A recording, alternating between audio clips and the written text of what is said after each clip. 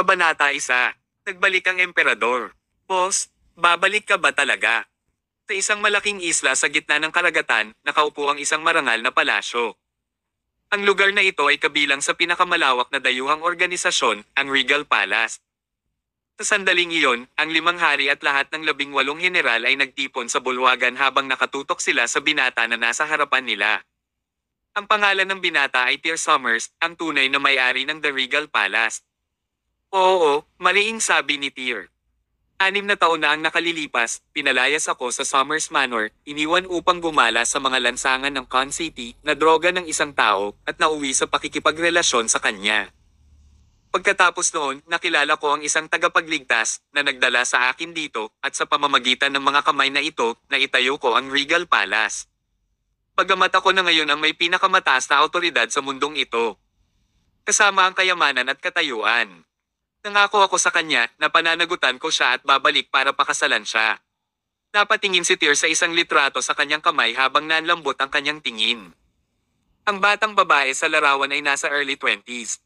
Parang painting ang mga mata niya, matangos ang ilong, malambot at puno ang labi. Napakaganda niya.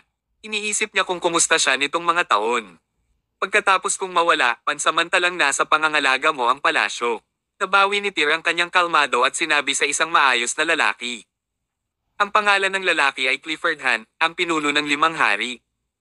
Sige, walang magawang sagot ni Clifford. Dahil matigas ang ulo mo sa pagbabalik, hindi ka namin pipigilan. Inasikaso ko na ang sitwasyon sa Con City ng Celestial Empire para sa iyo. Bumili ako ng International Trade Center sa gitna ng lungsod at ang pinakamayamang tao sa Con City, si Drake Tucker, ay dating tagasunod ko kapag nakarating ka doon, siya ay maglilingkod sa iyo.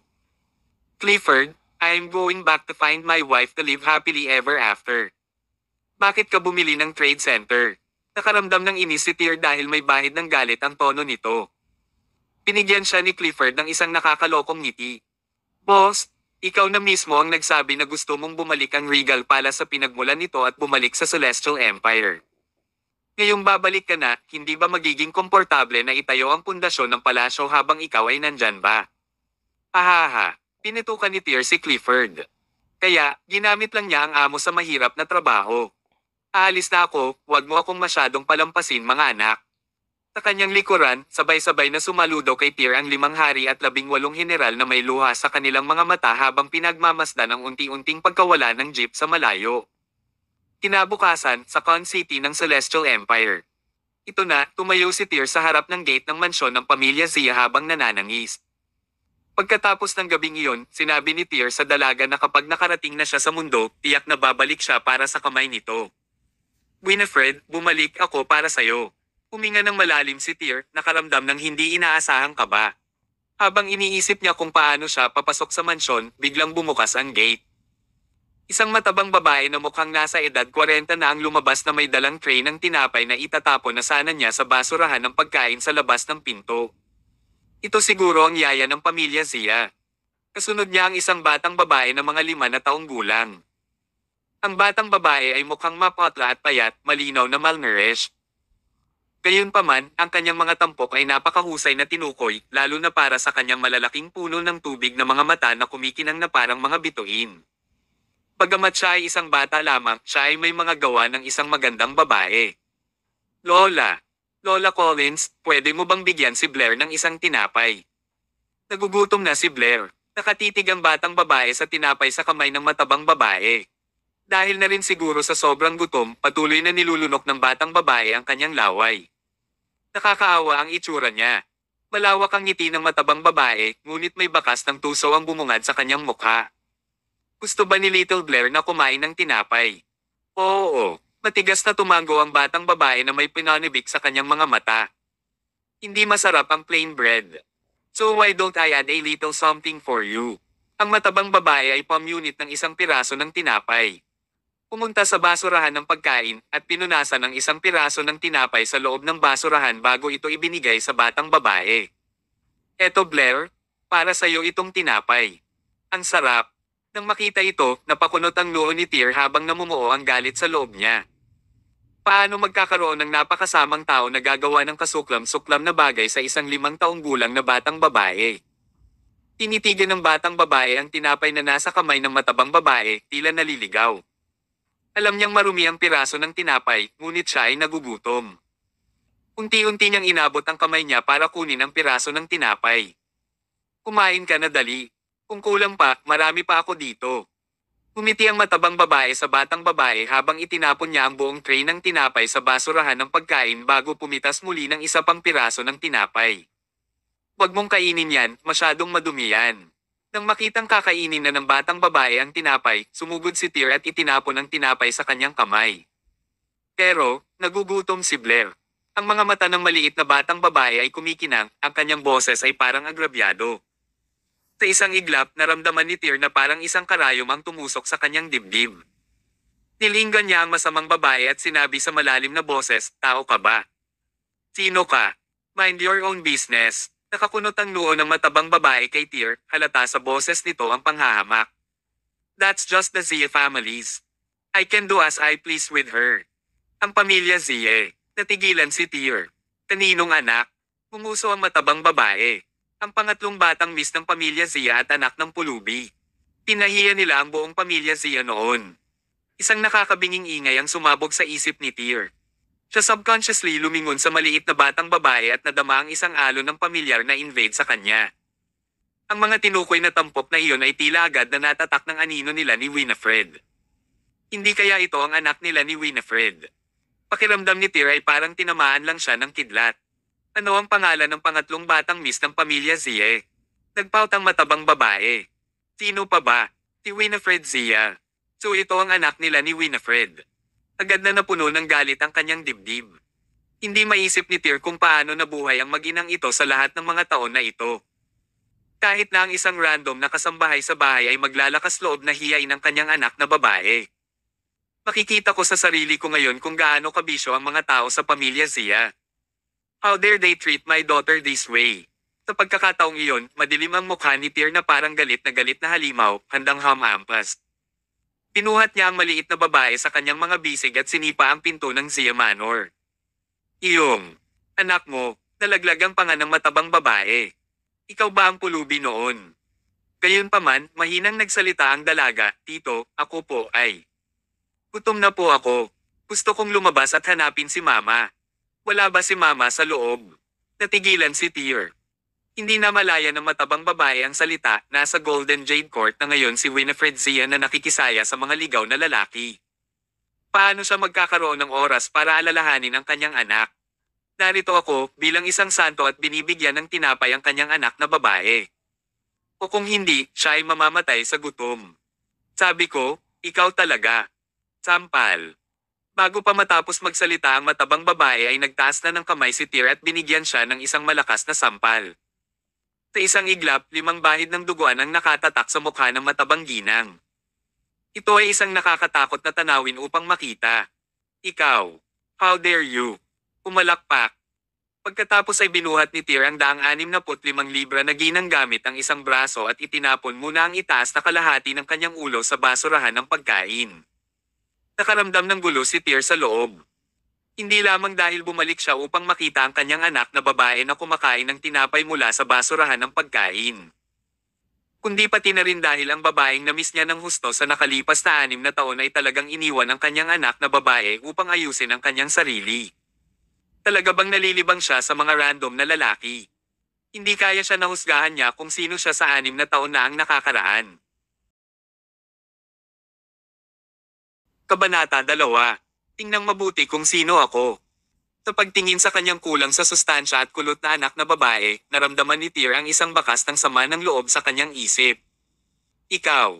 Anong pangalan mo?" Matapos niyang makumpirma na ang batang babae na ito ay kanyang anak, nagsimulang mabalisa si Tyr at hindi siya sigurado kung paano niya ito haharapin. "Tito, Blair Zia ang pangalan ko." Inakbayan ni Tyr si Blair at tinanong, "Ihahatid ka ni Uncle sa labas para kumain, okay?" Natatakot na tumango si Blair. Bagamat medyo natatakot pa rin siya sa kakaibang tiyuhin na ito, gutom na gutom siya. "Pagkatapos nating kumain, ihahatid ka ni Uncle para hanapin si Mama." Natagpuan ni Tyr ang pinakamalapit na fast food at bumili si Little Blair ng 1 toneladang pagkain. Habang pinagmamasdan niya si Blair na nilalamon ang pagkain, naramdaman niyang kumirot ang kanyang puso. Siguradong gutom na siya sa sobrang pagkabugbog. Dahan-dahan lang kumain. Kung kulang, bibilhan ka pa ni Uncle. Nang sa wakas ay mabusog na si Blair, sa pag-aakalang maaaring hindi mapansin ni Tyr, tahimik siyang nagpasok ng isang chicken drumstick sa kanyang bulsa. Blair, anong ginagawa mo? Nagulat si Tyr. Bahagyang nagpanik si Blair habang takot na nakatingin kay Tyr. Tito, hindi gustong magnakaw si Blair. Gusto ko lang bawiin itong drumstick para kay Mama. Para kay Mama. Masakit na nadurog ang puso ni Tyr. Iniwan ni Winifred ang batang ito para ipagtanggol ang sarili habang nakikipag-usap sa ibang lalaki. Paano pa siya naiisip ng batang ito? Blair, grabe naman ang nanay mo sa'yo, bakit ka pa? Gayunpaman, bago pa matapos magsalita si Tyr, biglang nagbago ang ekspresyon ni Blair habang nakatitig sa kanya ng masama, halatang galit. My mama is the best mama in the world. Lahat ng tao binubuli si Blair, pero si Mama lang ang nagpoprotekta kay Blair. Masamang tao si Tito. Kung sino man ang magsalita ng masama tungkol kay Mama ay masasamang tao. Habang nagsasalita siya, nagsimulang umiyak ng malakas si Blair. Tumalikod na siya at handa nang tumakbo palabas. Hindi inaasahan ni Tyr na magiging ganito kalaki ang reaksyon ng kanyang anak. Mabilis niyang niyakap si Blair at sinabing, Blair, I'm sorry. Hindi sinasadya ni Uncle. Let me apologize to you. Si Tyr Summers, na ni minsan ay hindi nakasimangot kapag umuulan ng mga bala sa larangan ng digmaan, ngayon ay naguguluhan sa harap ng kanyang anak na babae. Kukuha si Uncle ng drumstick takeout para kay Mama, okay? Huwag kang magalit kay Uncle. Kinailangan ni Tyr na suyuan si Blair ng mahabang panahon bago tuluyang kumalma ang batang babae. Pagkatapos noon, umorder siya ng isang balde ng drumsticks para dalhin ni Blair sa kanyang ina. Hindi maintindihan ni Tyr. Ang pagpapabeya ni Winifred kay Blair na makipag-usap sa ibang mga lalaki ay talagang hindi ang ugali ng isang mabuting ina. Kaya bakit tumayo pa rin si Blair para sa kanyang ina? Hindi kaya pinagsasabihan siya ng matabang babae. O baka may hindi pagkakaunawaan sa pagitan nila. Sa wakas ay kumalma ang galit na puso ni Tyr. Napakaraming taon na ang lumipas, ngunit hindi pa rin niya maalis ang ugali ng pagiging padalos-dalos.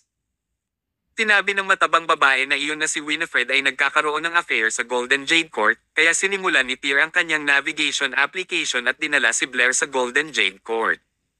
Noon pa lang, sa isang pribadong silid sa loob ng Golden Jade Court. Isang magandang dalaga na may kaakit-akit na figure. At makahulugang mga katangian sa isang nakamamanghang damit ang umupo sa tabi ng isang nasa katanghaliang gulang na lalaki habang sinasamahan niya ito sa hapunan. Ang nasa katanghaliang gulang na lalaking ito ay tanda at sobra sa timbang.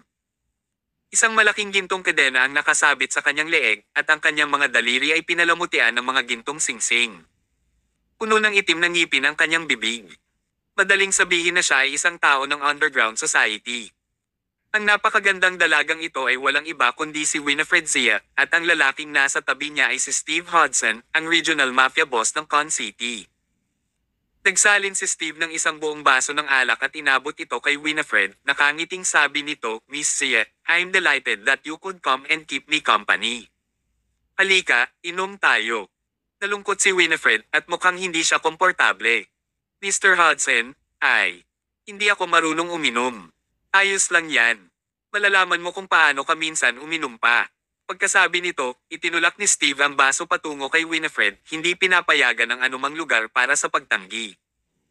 Nang matanggap ni Winifred ang inumin, sinamantala ni Steve ang pagkakataong ito para ilagay ang kamay sa hita ni Winifred.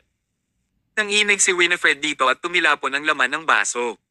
Gayunpaman, nakangiti ng malawak si Steve habang nakatingin kay Winifred, puno ng masamang hangarin ang kanyang tingin. Umupo ka dito. Tinapik ni Steve ang hita niya. Namutla ang maselang mukha ni Winifred. Mr. Hudson, ito. I told you to sit over here. O hindi mo na kailangan ng tulong ko. May bahid ng pagbabante sa tono ni Steve. Taglit na nagalinlangan si Winifred bago maamo na umupo sa kondongen ni Steve. Yehe, Miss Ziek, basta behave ka at masaya ako, I can care of anything for you. Si Steve ay may masamang tingin sa kanyang mukha at akmang gagawa ng hakbang sa kanya. Bagamat naiinis si Winifred dito, hindi siya naglakas loob na lumaban. Maya-maya lang ay biglang bumukas ang pinto ng private room. Mama, parang kidlat ang tinig ni Blair kay Winifred. Tumalon si Winifred mula sa kondongan ni Steve dahil sa reflex na nararamdaman. Blair, bakit ka nandito? Bago pa makasagot si Blair, hinailan na ni Steve pabalik si Winifred sa sobrang galit. Winifred Zia, ito ba ang ideya mo ng pagpapakita ng sinseridad? Bakit mo pinatawag ang anak mo at nagdala ka pa ng lalaki? Iniinis mo ako. Pagkasabi noon, sinimulan ni Steve na hawakan si Winifred, hindi pinapansin ang lahat ng nasa silid. Kung wala si Blair, baka nagngangalit na si Winifred at nagtiis na lang. Ngunit paano niya hahayaan ang kanyang sarili na mapahiya sa harap mismo ng kanyang anak? Sampal. Dahil sa desperasyon, sinampal ni Winifred si Steve, Mr. Hudson, please show some respect. Napatulala si Steve. Makalipas ang isang segundo, sumabog siya sa galit. Winifred Zia, you must have a death wish. How dare you hit me? Just wait and see how I'll take care of you. Biglang tumayo si Steve at tinulak si Winifred pababa sa sofa sa tabi. Agad na umiyak si Blair dahil sa gulat. She screamed, bitawan mo ang mama ko. Maya-maya lang, may sumugod na figure. Pinuhat ni Tear si Steve at sinuntok sa mukha ng lalaki. Sa unang suntok, pumutok ang balat sa gilid ng mata ni Steve. Sa pangalawang suntok, nabasag ang ilong niya. Sa pangatlo, duguan ang kanyang bibig habang nanggalaglag ang kanyang mga ngipin. Sa wakas, nagpakawala si Steve ng isang nakakakilabot na tili bago nahulog sa isang pool ng dugo.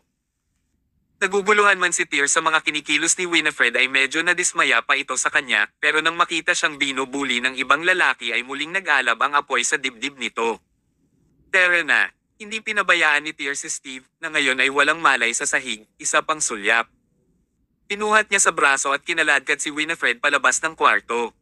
Napuno ng kalituhan ang magulong isip ni Winifred. Iyon ay dahil hindi niya makilala si Tear. Sino ka? Tumalikod si Tear para ilantad ng tuluyan ang mukha niya kay Winifred. Madilim ang boses nito at medyo nabalisa habang sinasabi, Winifred Zia, tingnan mong mabuti kung sino ako. Kabanata 3. Sabihin ng Daddy. Panayang tingin ni Winifred sa gwapong features ni Tear. Makalipas ang 3 segundo, parang may kumulog na kulog sa kanyang ulo, nagsimulang tumunog ang kanyang isip. Ikaw si Tear Summers. Nakilala na rin ni Winifred si Tear. Ang lalaking nagsabi sa kanya na babalik siya para sa kanyang kamay. Ang lalaking nagpabago sa buong buhay niya at naghintay sa kanya ng 6 na taon. Nablangko ang isip ni Winifred bago ito naging bundle ng kaguluhan. Ang kapaligiran sa kanilang paligid ay umabot sa lamig. If he had to be honest, ang gulo din ng isip ni Tear. Bagamat nakasama niya ang dalagang ito sa isang gabi, para itong love at first sight para kay Tear. Pagkatapos ng isang gabi, napagdesisyonan niyang siya na. 6 na taon na siyang nananabik at nananabik sa kanya, ngunit nang makita niya itong muli, iba na ito sa kanyang mga pantasya. Kahit wala ka ng balak hintayin ako, bakit mo pinabayaan ang anak natin? Sa sandaling sinabi ito ni Tear, pinagsisihan niya ito. Dahil sa mismong mga mata niya, emosyonal na bumagsak si Winifred. Ang mga luha ay nagsimulang tumulo ng walang tigil. Umiyak siya. Sumigaw siya sa kanyang puso. At saka, sampal. Isang malakas na sampal ang ibinigay ni Winifred sa mukha ni Tear. Nakatayo doon si Tear na hindi gumagalaw. Kahit gusto niyang sampilan ang sarili. Dahil sa'yo, nasira ang buhay ko. Dahil sa'yo, ayaw ng buong pamilya ko. Dahil sa'yo, na-cancel ng fiancé ko ang engagement natin. May ideya ka ba kung paano kami nagtagumpay ni Blair nitong nakaraang 6 na taon? Ngayong nakabalik ka na, ang unang bagay na gagawin mo ay ang tanungin ako. Naghisteryosong sigaw ni Winifred. Sa nakalipas na 6 na taon, sobra-sobra na ang pinagtiis niya. Gayunpaman, patuloy siyang naniniwala na isang araw ay babalik sa kanya ang lalaking iyon. Ngayong nandito na siya, iba siya sa taong naisip niya. Nang mga sandaling iyon, kumirat ang puso ni Tear sa panganisim at nag-aapoy ang mga mata. Winifred. Ay. Unconsciously inabot ni Tear ang isang kamay para punasan ang mga luha ni Winifred pero inalis nito ang kamay nito. Huwag mo akong hawakan. Iniisip mo ba na napabayan ko si Blair at nakipagsaya sa isang lalaki? Akala mo ba ako, si Winifred Zia, ay isang murang babae? Interesado si Shannon Louis sa mata ni Blair at gusto niya ang cornea niya. Hindi ko maprotektahan si Blair kaya pumunta na lang ako para makita si Steve Hudson. Kapatid kasi ni Shannon si Steve. Sabi niya kung makakasama ko siya, magpapayo siya. Shannon, para bitawan si Blair, ano pa bang magagawa ko? Isang buzzing sound ang sumabog sa isip ni Tyr. Hindi niya naiintindihan si Winifred kung tutuusin. Ginawa lang ni Winifred ang lahat ng ito para protektahan si Blair. Kasabay nito, naramdaman ni Tyr ang apoy sa kanyang dibdib na nagbabantang sesabog. Sino ba itong si Shannon Lewis? How dare she dream na kunin ang mga mata ng kanyang anak? May death wish ba siya? I'm sorry, Winifred, I'm sorry. Hindi pinansin ni Tyr ang pagtutol ni Winifred at niyakap siya ng mahigpit.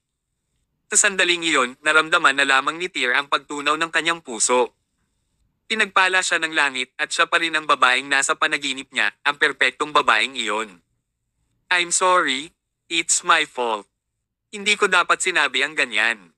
Simula ngayon, hindi na kita hahayaang makaranas ng kahit anong hinaing.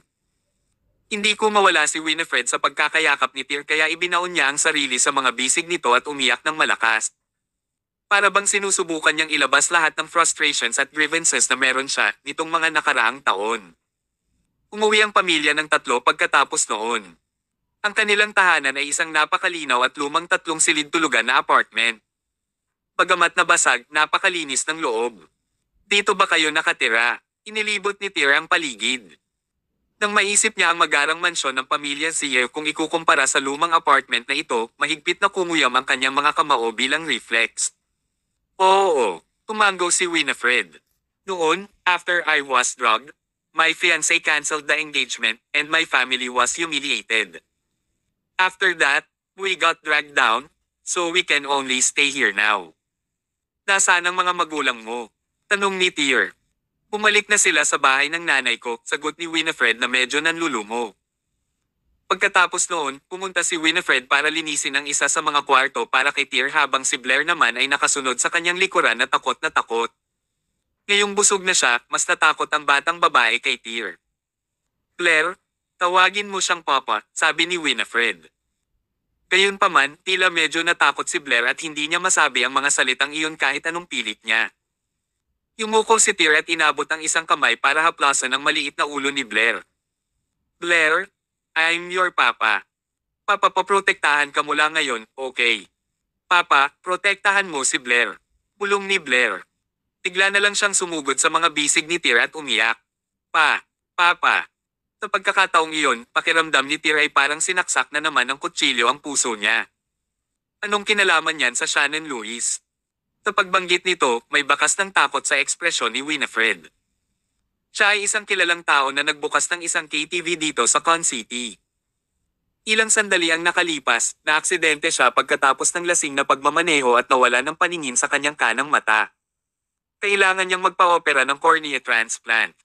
Pagkatapos noon, nakita niya kung paano maganda ang mga mata ni Blair. Kaya gusto niya ang cornea ni Blair na may prestihiyo at katayuan sa Con City.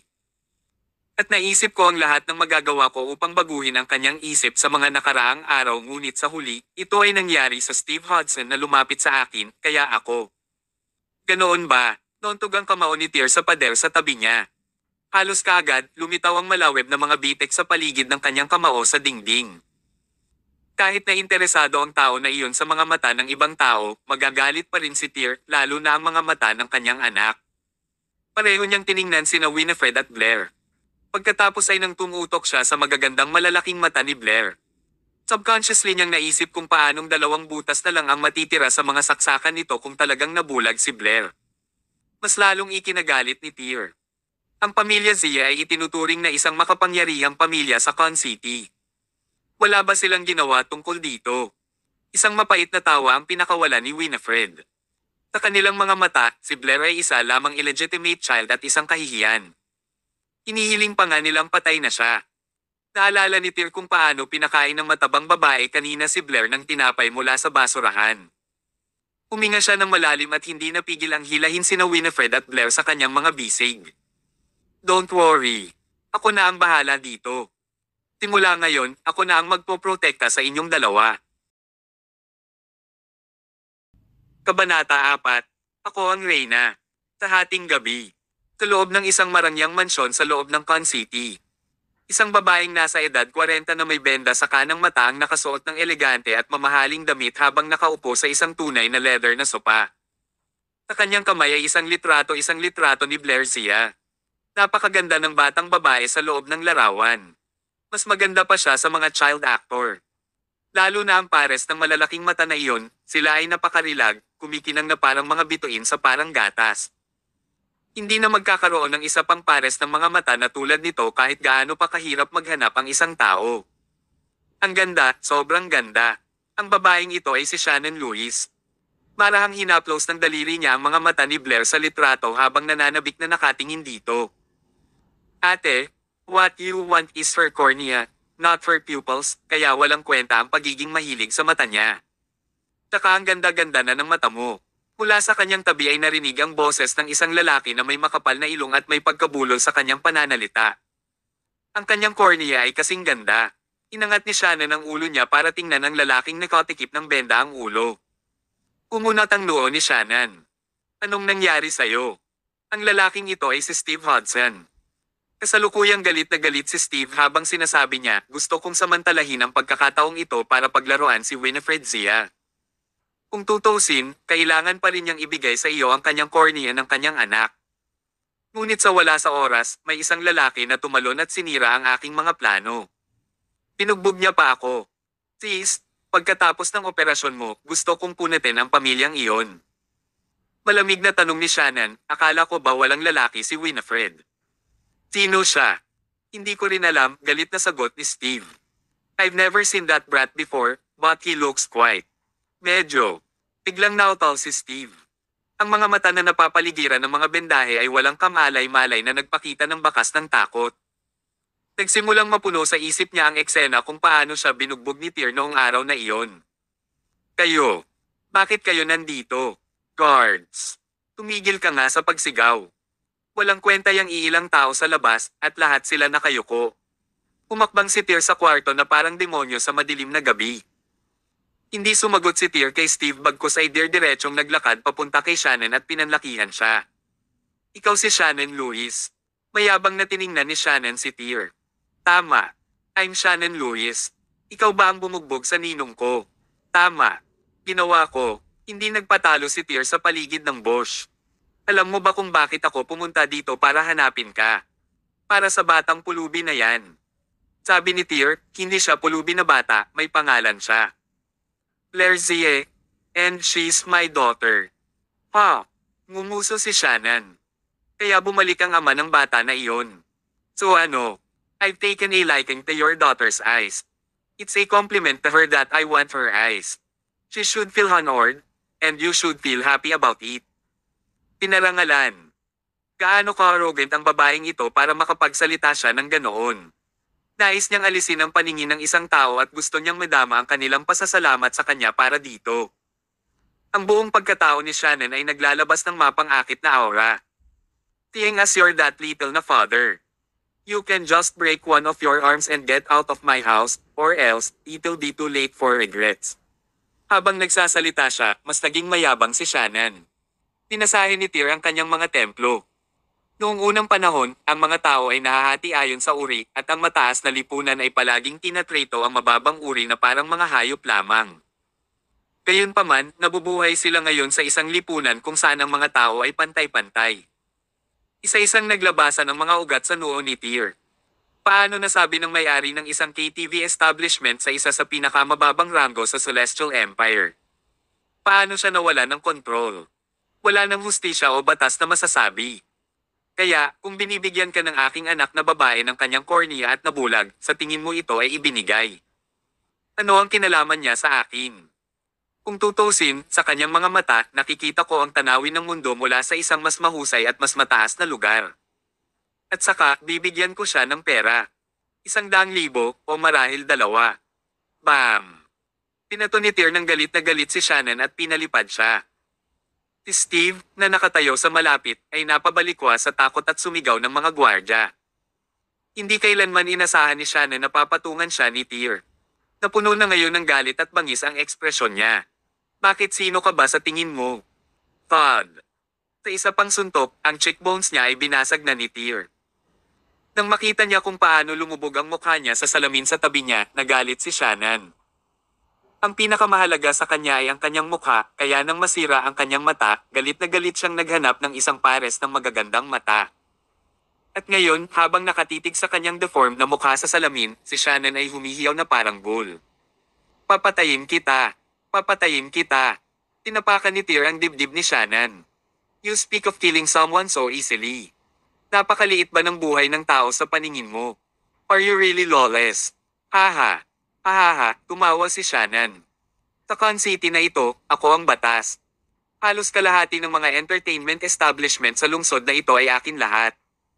Dito, kung ako, si Shannon Lewis, ang magsasabi nito, walang maglalakas loob na magsabi ng iba. Ako ang reyna dito sa city. So how dare a reckless like you'll be dead meat, at hindi lang ikaw, pati ang anak mo ay kailangang mamatay. Si Shannon Lewis ay kahit na tinatapakan na siya ni Tyr, napanatili niya pa rin ang mayabang na ugali na parang siya lang ang mahalaga sa buong mundo. Huminga ng malalim si Tyr at binawi ang paa sa dibdib ni Shannon. Natatakot ka na ba ngayon?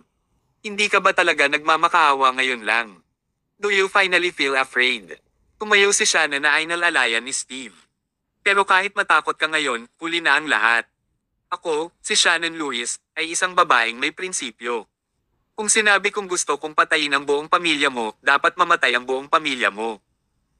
Gayunpaman, umiling lang si Tyr dahil mahal na mahal mo ang pagpatay ng mga pamilya, ngayong gabi, mapupunta ang buong pamilya mo sa impyerno. Naisip ni Shannon na ngayon lang niya narinig ang pinakamalaking biro sa kanyang buhay. Ahaha! Anong kalokohan ang sinasabi mo? Gusto mo bang ipadala ang buong pamilya ko sa impyerno? Sino ka ba para magsalita sa akin ng ganyan? Hindi nagtagal pagkatapos niyang magsalita, isang galit na boses ang narinig mula sa labas ng pinto. Shannon Lewis, sino ka ba para takutin si Kuya Tyr ng ganyan? Isang malaking grupo ng mga tao ang pumasok sa pintuan. Nangunguna sa kanila ang isang lalaking nasa katanghaliang gulang na nakasuot ng tradisyonal na damit na Chino, na tila nasa edad 40. The moment they saw this man, nag-init ang mga mata ni Shannon at Steve. Mr. Topper. Kabanata 5. Making you disappear. Ang bagong dating ay ang pinakamayamang tao ng Con City, si Drake Topper. Sa tabi niya ay isang malaking grupo ng mga tao.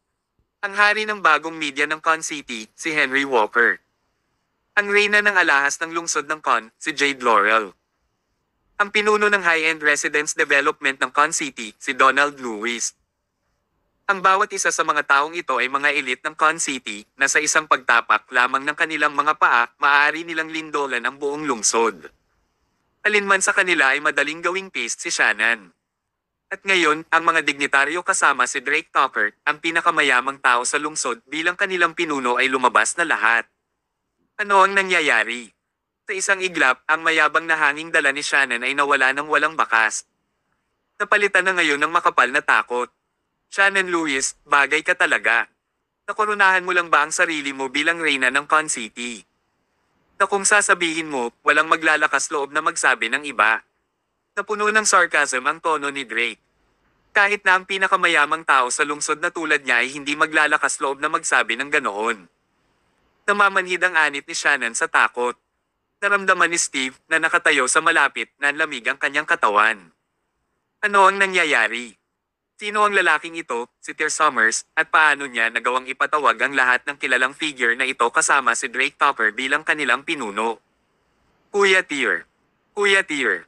Kuya Tyr. Sunod-sunod na pagbati ang umalingaw-ngaw sa silid. Lahat ay mapagpakumbaba at magalang habang nakayuko kay Tyr. Nang makita ito, naramdaman ni Shannon na nanghina ang kanyang katawan. Anong uri ng elite figure ang naprovoke niya? Kasunod ng malakas na kalabog, napaluhod si Shannon. I'm sorry, Kuya Tyr. I'm sorry. Hindi ko alam na anak mo pala si Blair Zia. Please forgive me. Please spare my life. I'm sorry. Agad namang sumuko si Shannon, lumuhad habang nagmamakaawa. Gayunpaman, nakatutuwa lang si Tyr. Nagsisi na ngayon ang babae dahil anak niya si Blair. Paano kung ang batang babae na kanyang tinarget ay ibang tao? Kung ang maliit na batang babae na iyon ay walang makapangyarihang pamilya o suporta, ang kanyang pamilya ba ay nawasak ng babaeng ito? At ang pamilyang iyon ay dapat na makaramdam ng karangalan at sa halip ay magpasalamat sa babaeng ito. Ano ito? Ngumuso si Tyr. Bago sumikat ang araw, ayoko nang makita pa ang babaeng ito o anumang bagay na may kaugnayan sa kanya. Oo, Kuya Tyr.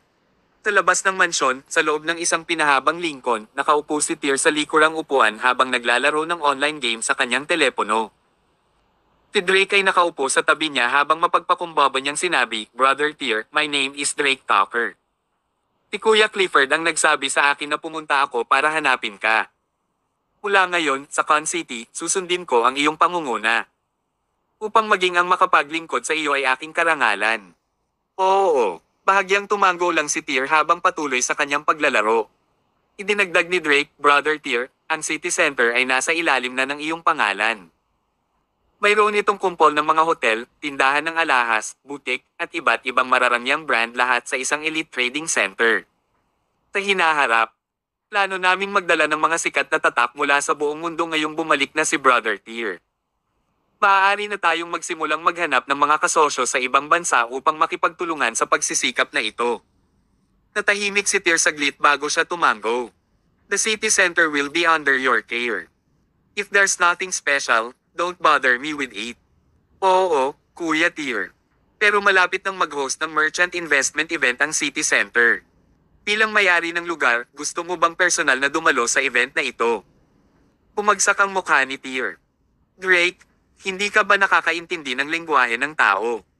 Kinilig si Drake at mabilis na sumagot, "Naiintindihan ko, Kuya Tyr." Maaga kinabukasan, maagang nagising si Winifred. Sa oras na magising si Tyr, naghanda na si Winifred ng almusal, at si Blair ay nag-freshen up na at naghihintay sa hapagkainan. "I'm sorry. Late ako natulog kagabi, kaya late akong nagising." Bandang 3:00 ng madaling araw natulog si Tyr kaya late na siyang nagising kaninang umaga. "Kailangan bang pumunta si Blair sa kindergarten ngayon?" "I'll take her," sabi ni Tyr habang naglalakad papunta kay Blair. Gayunpaman, bago siya makalapit, tumangala si Blair kay Tyr na may takot na ekspresyon at nagsimulang humagulgol ng malakas. "Blair, anong meron?" Nagulat at natarante si Tyr. Nang lumingon si Winifred kay Tyr, siya rin ay kinilabutan. "Tyr, ikaw.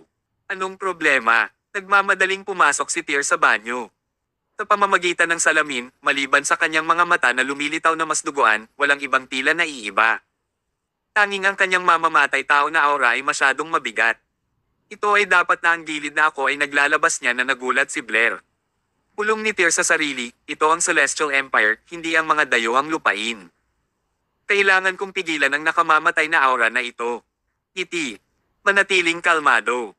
Magtiis ka. Tumitig si Tyr sa salamin at ngumiti ng pagkatamis-tamis. Makalipas ang ilang oras, lumabas si Tyr mula sa banyo. Ang mamamatay tao na aura niya kanina ay tuluyang tinago. Hindi na umiyak si Blair sa pagkakataong ito. Totoong kanina pa siya natakot sa aura nito. Pagkatapos mag-almusal, sabay na pinapunta ni Tyr at Winifred si Blair sa kindergarten. Nang makabalik sila, tumingin si Tyr kay Winifred at sinabing, "Mukhang good mood ka ngayon. Dahil ba sa pagbabalik ko? Huwag kang masyadong busog sa sarili mo." Sabi ni Winifred, "Hindi mo ba nakita ang balita?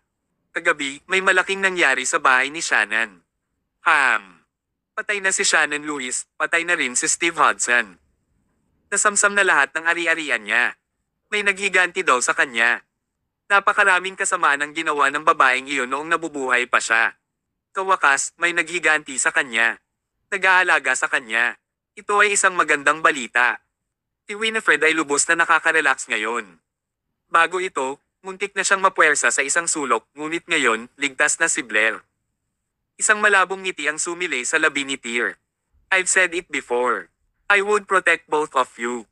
Natigilan si Winifred. Hindi makapaniwalang tumitig siya kay Tyr. Baka nahulog si Shannon dahil. Tama iyan. Dalawang salita pa lang ang nasabi ni Tyr ng galit na tumingin sa kanya si Winifred. "Stop joking around, Tyr. Just where have you been all these years?"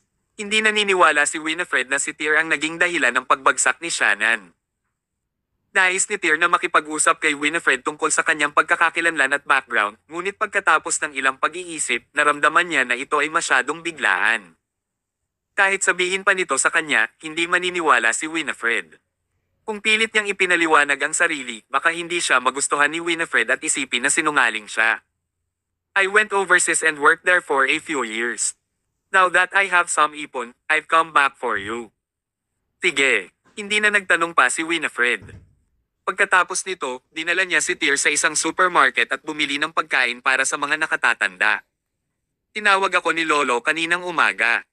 Alam niyang nakabalik ka na, kaya hiniling niya sa akin na dalhin ka para salubungin siya. Mamaya kung si Lolo at ang iba pa ay magmumukhang masama, subukang tiisin ito at iwasan ang mga pagtatalo sa ang ating mga matatanda pagkatapos ng lahat.